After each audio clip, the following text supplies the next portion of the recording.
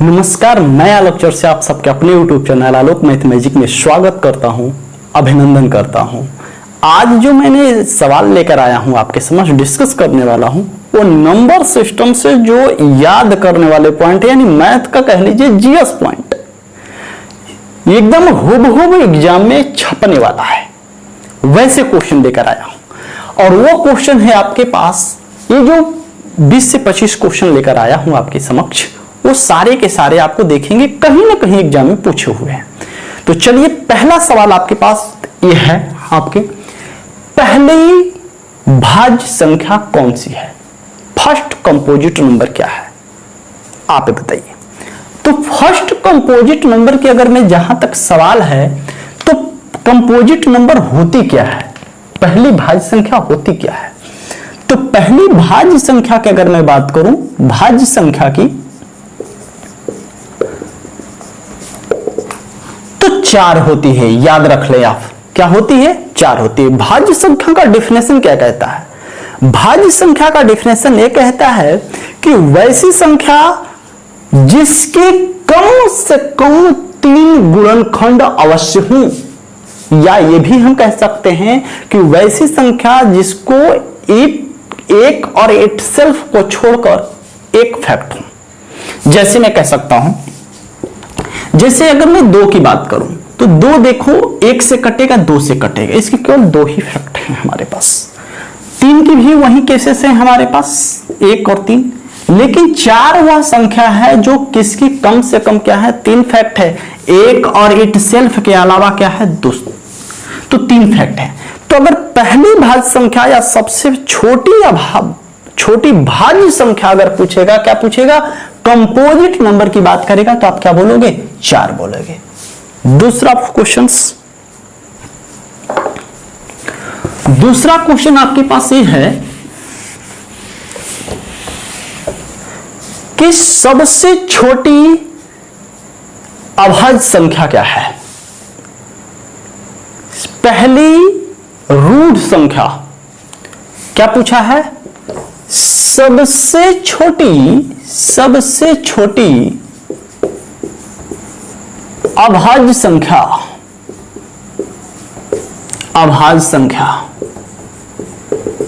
तो क्या होती है, 2 होती है। अभाज्य संख्या का एक दूसरा नाम होता है रूढ़ संख्या। क्या होती है, रूढ़ संख्या। याद रखेंगे आप, यानी कहने का मतलब यह है सबसे छोटी अभाज्य संख्या क्या होती है, तो 2 होती है। यानी इस अभाज्य संख्या का ही दूसरा नाम क्या होता है, एक रूढ़ संख्या होता है। तो कभी आपसे पूछता है कि सबसे छोटी यानी पहली अभाज्य संख्या कौन सी होती है, तो आप बोलेंगे 2, या रूढ़ संख्या क्या है, तो 2। दूसरा पॉइंट आपसे ये पूछ ले जाएगा, दूसरा क्वेश्चन ये पूछेगा कि सबसे छोटी सम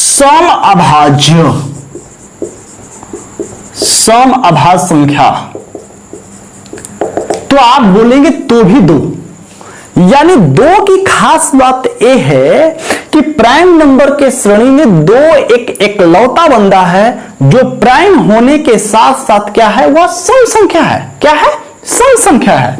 यानी सबसे छोटी समभाज्य, यानी यहां पे मैंने सिर्फ सम और विषम का जिक्र नहीं किया, लेकिन यहां पे मैं क्या बोला हूं, इवन प्राइम नंबर। इसलिए क्या बोलेंगे हम, 2 ही बोलेंगे। 2 एक सम संख्या भी है, ध्यान रखेंगे आप, ठीक है। तो सबसे छोटी समभाज्य संख्या कौन सी है, तो 2 होती है। एक बार नहीं कई बार पूछा है। ये सारा क्वेश्चन आज मैं यहीं पे कराने वाला हूं, ठीक है। रट जाइए आप, टेट, सुपर टेट और लेखपाल दरोगा में कहीं भी आप जाओ, एक बार में उठाकर आप देख लो, सेट हर जगह कहीं ना कहीं पूछा हुआ है, ठीक है। इसलिए सब रट जाइए आप। दूसरा पॉइंट आपसे पूछेगा, सबसे छोटी विषम अभाज्य संख्या क्या होती है भाई, तो 3 होती है। सबसे छोटी विषम अभाज्य यानी प्राइम होने के साथ साथ क्या होनी चाहिए, ऑड नंबर है, तो वह कौन सी संख्या है, तो पहला 3 है। बात समझ में आ गई। 3 क्वेश्चन यहीं से आपने देखा। सबसे छोटी अभाज्य संख्या 2 होती है, या रूट संख्या बोले 2 होती है। सबसे छोटी समअभाज्य इवन प्राइम नंबर 2 होती है। सबसे छोटी विषम अभाज्य संख्या क्या होती है? 3 होती है। याद रहेगा। अगला पॉइंट यहीं से कर लेंगे। अगला क्वेश्चन आपके पास ये है सामने,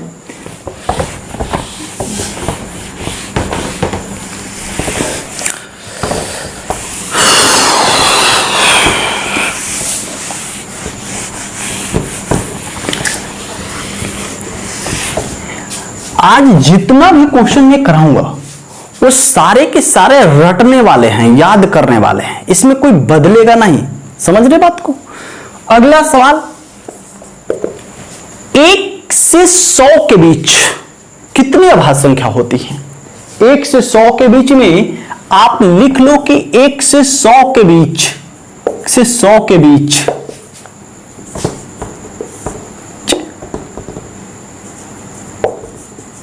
कितनी अभाज्य संख्या है? तो लिख लो आप 25 अभाज्य संख्या होती हैं। क्या होती हैं? 25 अभाज्य संख्या होती हैं। 1 से 100 के बीच में कितनी अभाज्य संख्या? 25 अभाज्य संख्या। 1 से 200 के बीच में 46 अभाज्य संख्या होती हैं। अगला क्वेश्चन सब नोट पॉइंट करके लिखते जाओ। 1 से 50 के बीच में 15 अभाज्य संख्या होती हैं। 50 और 100 के बीच में 10 अभाज्य संख्या होती हैं। 1 से 50 के बीच में 15, 50 और 100 के बीच में 10, 60 और 100 के बीच में 8 अभाज्य संख्या होती हैं। 1 से लेकर के 70 तक, 1 से 70 तक, 1 से 70 यानी 70 से छोटी अभाज्य संख्याओं की संख्या है। 70 से छोटी अभाज्य संख्याओं की संख्या है। तो कितने हैं भाई? तो 19 अभाज्य संख्या है। क्लियर होगी बात। यानी अभाज्य संख्या से आपको ये बात याद रखनी होगी कि सबसे छोटी अभाज्य संख्या 2 होती है, सबसे छोटी सम अभाज्य संख्या 2 होती है, सबसे छोटी विषम अभाज्य संख्या 3 होती है, सबसे 1 से 100 के बीच में 25 अभाज्य संख्या होती है, 1 से 200 के बीच में 46 अभाज्य संख्या होती है, 1 से 50 के बीच में 15, 50 और 100 के बीच में 10, 60 और 100 के बीच में 8, 70 से छोटी अभाज्य संख्याओं की संख्या कितनी होती है? तो 19 अभाज्य संख्या होती है। याद रहेगा। रट जाओ, रट जाओ। एक बार नहीं, बार बार कर रहा हूं, छपेगा, यही से छपेगा। ठीक है। अगला क्वेश्चन देखिए, एक क्वेश्चन और लिख लीजिए यहां से। 2 अंकों की सबसे बड़ी से बड़ी अभाज्य संख्या, 2 अंकों की सबसे बड़ी अभाज्य संख्या और सबसे छोटी अभाज्य संख्या का अंतर, यानी 2 अंकों की सबसे बड़ी अभाज्य संख्या और 2 अंकों की सबसे छोटी अभाज्य संख्याओं का अंतर बताइए। तो आपको ये पता है कि 2 अंकों की जो सबसे बड़ी सी बड़ी संख्या होगी वो कौन सी होगी? तो 97 होगी। तो 2 अंकों की सबसे बड़ी सी बड़ी अभाज्य संख्या 97 और छोटी सी छोटी अभाज्य संख्या क्या होगी? तो 11। इनका पूछा है अंतर, तो कितना हो जाएगा? 86। तो आपको पास यहां से याद होनी चाहिए कि 2 अंकों की सबसे बड़ी सी बड़ी अभाज्य संख्या पूछे तो आप बोलेंगे 97, छोटी सी छोटी संख्या पूछेगा तो आप बोलेंगे 11। अंतर यहां से पूछ दिया, एक क्वेश्चन पूछा था इसलिए मैंने डाल दिया। तो ये दोनों पॉइंट याद रखेंगे। ठीक है ना। अब देखिए आगे, अगला सवाल आपके पास ये है। अगला सवाल आपसे पूछा है कि 100 से बड़ी लघुत्तम अभाज्य संख्या। ओए होए होए होए होए, क्या बात है। सवाल देखिए, 100 से बड़ी भी होनी चाहिए और लघुत्तम भी होनी चाहिए और वह अभाज्य संख्या होनी चाहिए। इस क्वेश्चन को पूछने का एक तरीका और हो सकता है। क्या हो सकता है पता है? वह तरीका यह हो सकता है कि हिंट दिया है, क्या दिया है कि वह नंबर 100 से बड़ा होना चाहिए। तो 100 से बड़ा कहने का मतलब क्या कि 3 अंक में होनी चाहिए। कितने अंक में होनी चाहिए? 3 डिजिट की होनी चाहिए और फर्स्ट प्राइम नंबर होनी चाहिए, यानी वह नंबर 3 अंक में होना चाहिए और वह क्या होनी चाहिए? अभाज्य संख्या होनी चाहिए। तो इसीलिए कह दिया है कि 100 से बड़ी और लघुत्तम दोनों शब्द डाला है, मेंशन किया है। समझ रहे बात को? इसका मतलब आपने समझ गया। इस क्वेश्चन को पूछने का तरीका यह भी हो सकता है कि 3 अंकों की पहली अभाज्य संख्या तो आप रट जाओ 101 होती है। क्या होती है? 101। इस सवाल का उत्तर कितना होगा? 101। अगला क्वेश्चन 1000 से बड़ी। अगला क्वेश्चन 1000 से बड़ी लघुत्तम अभाज्य संख्या है और ऑप्शन है आपके पास। ऑप्शन कुछ ऐसा है 1001, 1003, 1007, 1009। क्या है? तो इसका उत्तर क्या हो जाएगा? 1009 हो जाएगा। अब इस सवाल को यह भी पूछा जा सकता है कि 4 अंकों की पहली अभाज्य संख्या, यानी वह 4 अंक में होना चाहिए और पहली अभाज्य संख्या होनी चाहिए, तो क्या होगी भाई? तो 1009 होती है। याद रख जाओ सब। अगला क्वेश्चन यह है कि 5 अंकों की संख्याओं में पहली अभाज्य संख्या क्या होती है? 5 अंकों की संख्याओं में पहली अभाज्य संख्या क्या होती है? ऑप्शन है आपके पास 10,007, 10,001, 10,901 और चौथा है नॉन ऑफ दीज। तो यहां से 5 अंक में पूछा है, इसलिए इस सवाल का उत्तर कितना होगा? 10,001। क्या हो जाएगा? 10,001।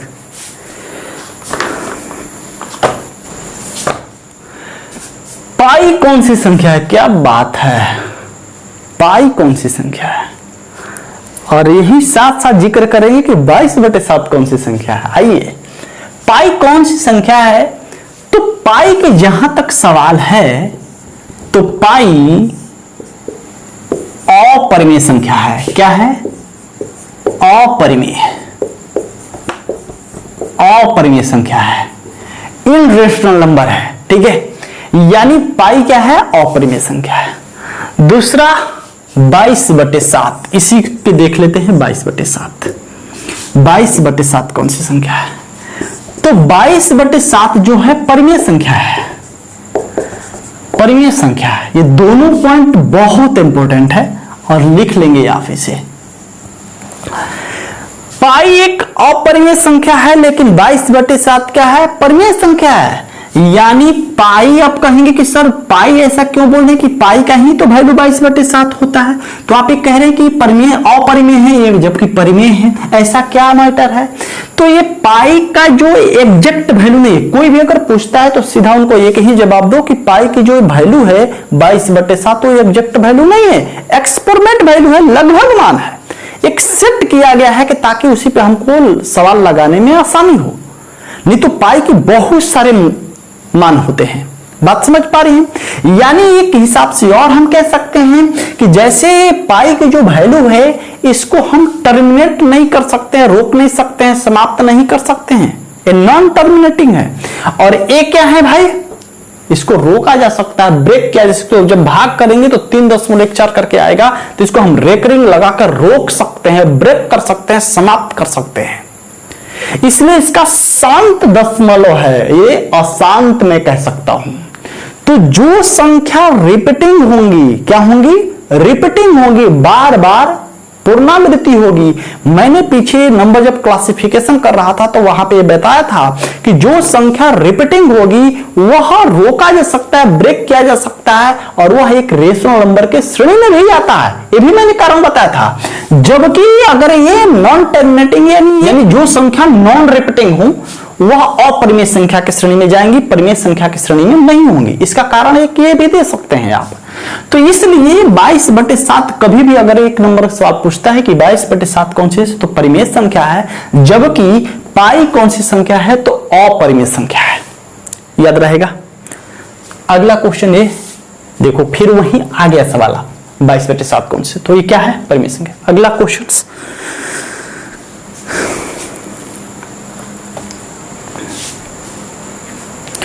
अगला लिखिए।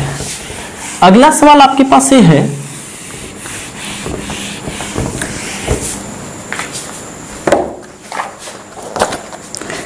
कि कौन सी संख्या भाज्य और अभाज्य दोनों ही नहीं है।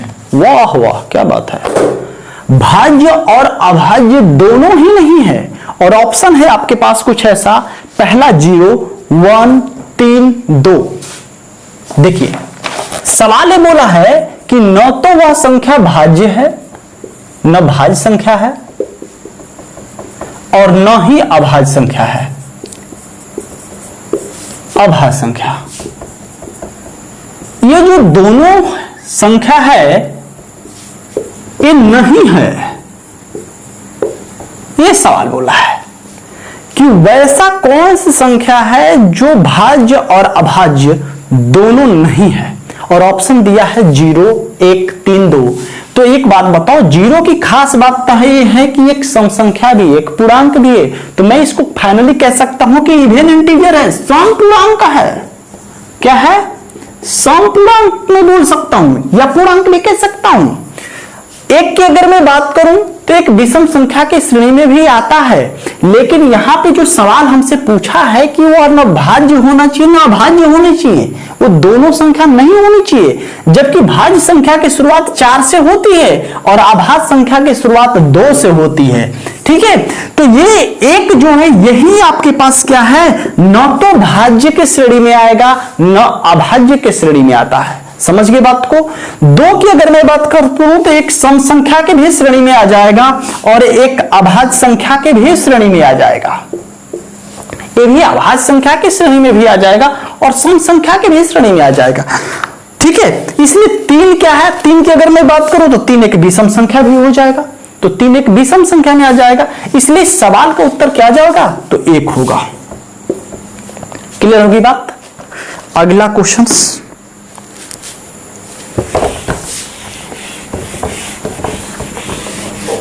अगला सवाल आपके पास ये है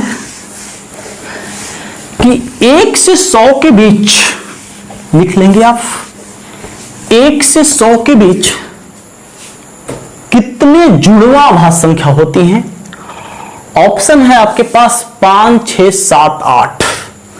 ठीक है, देखें जुड़वा अभाज्य क्या होते हैं भाई, 1 से 100 के बीच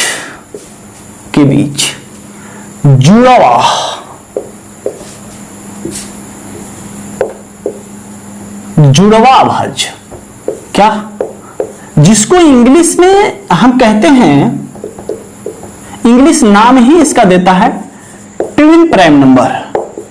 क्या कहता है, twin prime number. Twin prime number क्या होती है, तो वैसी दो संख्या जिसके बीच का अंतर 2 हो।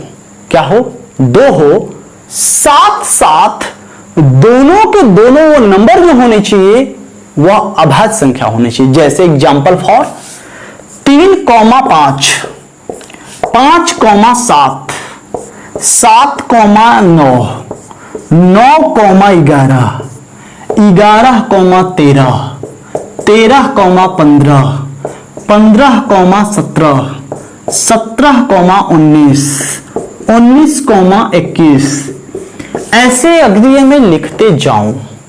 तो अगर मैं पूछूं, सवाल आपसे यही पूछा है कि 1 से 100 के बीच में कितने ट्विन प्राइम नंबर हैं, जुड़वा अभाज्य संख्या है, या कभी कभी कहता है 2 अभाज्य संख्या, उसी को कहते हैं द्विअभाज्य संख्या। ठीक है, तो आपसे मैंने ये कहा कि ऐसी दो संख्या जिसके बीच का अंतर 2 हो और वो साथ साथ दोनों के दोनों क्या होनी चाहिए, अभाज्य संख्या होनी चाहिए। तो देखो 3 और 5, इन बीच का अंतर कितना है, 2 है, और 3 भी प्राइम है, 5 भी प्राइम है। यह 3 प्राइम नंबर के श्रेणी में होगा। 5,7 ये भी इनके बीच का अंतर है 2, और 5 और 2 के बीच का डिफरेंस 2, और 5 भी प्राइम 2, 7 भी प्राइम, 3 प्राइम नंबर है। 2 तो अंतर यहां पे दिख रहा है, लेकिन यहां पे 7 तो प्राइम है, लेकिन 9 प्राइम नंबर के श्रेणी में नहीं आता है, इसलिए यह 7,9 3 प्राइम नंबर के श्रेणी में नहीं होगा। ये भी नहीं होगा क्योंकि 2 का तो अंतर दिख रहा है, लेकिन 9 एक अभाज्य संख्या की श्रेणी में नहीं होता है। 11,13 जी हां हो सकता है, अंतर 2 का है, दोनों के दोनों अभाज्य हैं। ये नहीं हो सकता है जी, क्यों नहीं हो सकता है? 15 अभाज्य संख्या की श्रेणी में नहीं आता है। यहां पे अंतर देखो, 2 का तो दिख रहा है, लेकिन 15 एक अभाज्य संख्या की श्रेणी में नहीं आता है, इसलिए भी नहीं होगा। 17,19 जी हां हो सकता है, 19 21 नहीं हो सकता है, 21 प्राइम नंबर की श्रेणी में नहीं आता। तो क्या हो सकता है, क्या नहीं हो सकता है? तो अगर इस सवाल की अगर मैं बात करूं कि 1 से 100 के बीच में कितने ट्विन प्राइम नंबर होते हैं, तो आप लिख लो कि 8 होते हैं। कितने होते हैं? 8 होते हैं। ऐसे जब गिनते जाओगे ना, तो देखो यहीं से मैंने इतना लिखा हूं, तो 1 2 3 4 ऐसे, यानी इतना ही में 4 मिल गए। तो 100 तक जब लिखते जाओगे तो 8 आपको ऐसे नंबर मिलेंगे जो ट्विन प्राइम नंबर होंगे। तो इसका रट जाओ कि 1 से लेकर के 100 के बीच में कितने होते हैं, तो 8 ट्विन प्राइम नंबर होते हैं। कितने होते हैं? 8 ट्विन प्राइम नंबर होते हैं। एलपी के क्वेश्चन में आपसे ये पूछ लिया गया था, रेलवे के एलपी का जो एग्जाम हुआ था, कि निम्नलिखित में से कौन सी संख्या ट्विन प्राइम नंबर है और कौन सा नहीं है। दोनों बात पूछी जा सकती है। उसमें पूछा था कौन सा नहीं है, तो 4 ऑप्शन ऐसा दे दिया था कि जो ऐसे ही दे दिया था, तो आपने यह भी जाना कि कौन सा हो सकती है, कौन सा नहीं हो सकता है। समझ रहे बातों को? तो इस तरह से हमने अभी तक जितने भी क्वेश्चन किया, वो ऐसे क्वेश्चन थे जो आपको याद रख सकते हैं आप, यानी मैथ का कह लीजिए जीएस क्वेश्चंस। और यहां से क्वेश्चन छपेगा पक्का, कहीं ना कहीं आपसे पूछा है सवाल, जितने भी क्वेश्चन हमने लिया है। ठीक है, तो आज की हम इतनी ही रखते हैं। अगली मुलाकात इसी उत्साह उमंग के साथ। तब तक के लिए अपना ख्याल रखिए, खुश रखिए, नमस्कार। और थोड़ा सा वीडियो को शेयर वेयर कर दिया करें, लाइक वाइक, ठीक है। और अगर दिल को छू लिया है तो एक कमेंट जरूर करें आप।